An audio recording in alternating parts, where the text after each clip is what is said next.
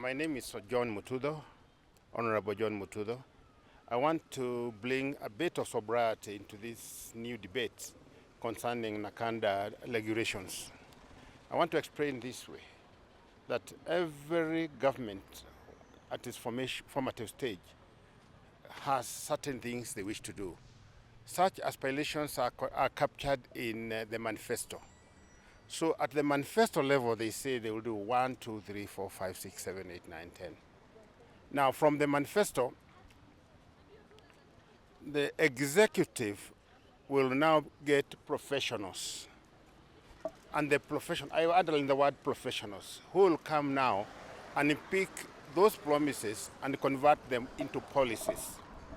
From policies, once debated, they are reduced now to other professionals, now legal fraternity, and then they make the bills. From the bills, after all the debate and hullabaloo about the bills, they will go to Parliament and then they will produce acts of Parliament. What NACADA has done is to try and understand the current government manifesto, what they are trying to say, and that's where they go along. Because the current situation in Kenya will not be sorted out with what they are advocating in their policies. It's much more complicated. It's much, much more complex.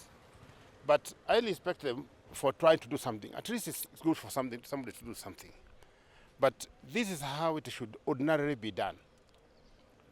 Before you come and pin those policies, look at what are the underlying issues concerning this issue of drug abuse and alcoholism in Kenya. The late President Kaunda decided, maybe it was his policy, to cry in public, alilia machozi with a white handkerchief. He cannot be a head of state of drunkards. Somebody said that the Mututho laws, which are ordered, were not based on any policy. There was a policy by NACADA, and you need to ask somebody by the name of Madam Jennifer Kimani, who was the CEO of NACADA then.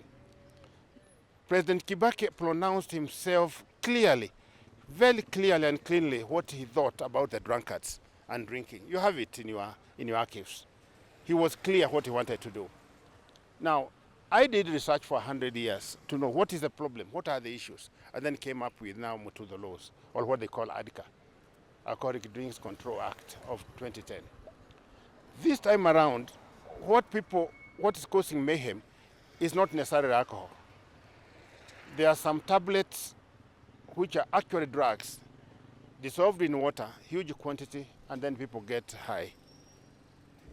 We do not have real data to know, out of the mess we have, how much is attributed to wines and spirits, supermarkets, to petrol stations, how much is attributed to the people who are young drinkers. We don't have real data.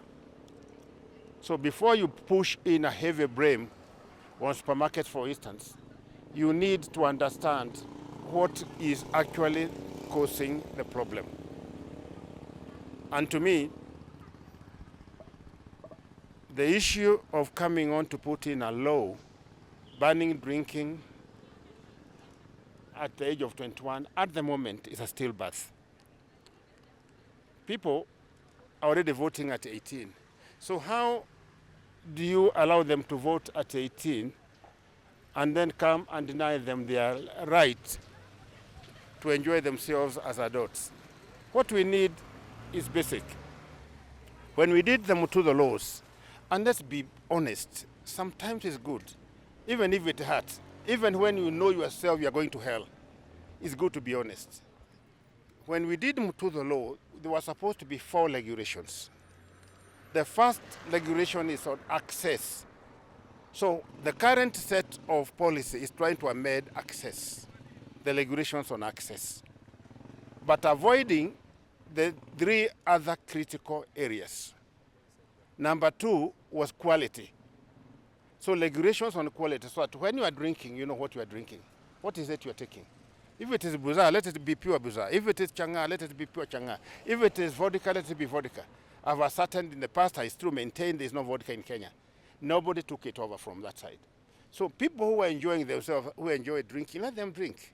But let them drink the real stuff as prescribed. So NACADA should struggle and have their bosses sign the regulations, which we did as early as 2010 for quality. Number two, regulation was on enforcement. What we are now doing with this ambiguous policy is that you are opening up another cash box for the police officers. Without properly structured enforcement, then you have a problem. For instance, Section 5.5 of the Mututho laws provided that all money you collect, all the money you collect from licensing, whatever the amount it is, should be used for enforcement and treatment and rehabilitation. They should repeal that one first of all if they don't want it that way. The more bars you have, the more wines and spirits you have, the more supermarkets you have which you have licensed, the more living you are likely to have, and then the more people are going to be affected, and then it goes on and on like that. So it was self-curative in a way that places like Nairobi, where you're having maybe about 15,000 outlets, there's enough revenue to do enforcement and also do treatment and rehabilitation for the victims. I've spoken of 3 sets of regulations so far. Access. Number 2 is quality.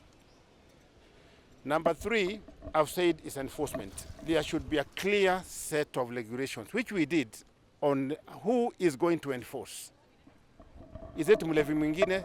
Is it the same traffic kind of people with the police force? Who is going to do it? And do it genuinely, without affecting people's business. Finally, there was going to be a regulation on treatment and rehabilitation. Today, I'm not saying because I run one of the best rehabs in Kenya. I'm not saying that. Jomek is really good. I make sure it works.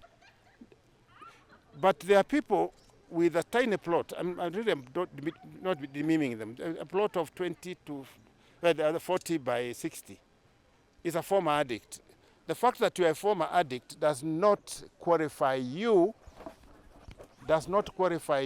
to be a specialist. If you suffered from malaria, you cannot then become a malaria specialist. Are we together there? I'm just explaining to you so that you understand how we're exposed. The number of addicts we have in Kenya today, clinical addicts, is approximately 10.2 million. NACADA has come up with those kind of figures in the past. But how many beds does the government currently have dealing with this case of addiction? In my estimate, about 250. So 250 to take 10.2 million, you create room and a big lacuna that allows now these quacks to come and pose as if they're doing rehab. In short, I want to tell NACADA to swallow their pride. Hamujui kitu nyinyi. Just swallow your pride. Come, I'll offer you a cup of tea at Nakuru. I lecture you step by step on what you are supposed to do. I'm your senior. Lakini hii kuchezea biashara za watu mwende pole pole.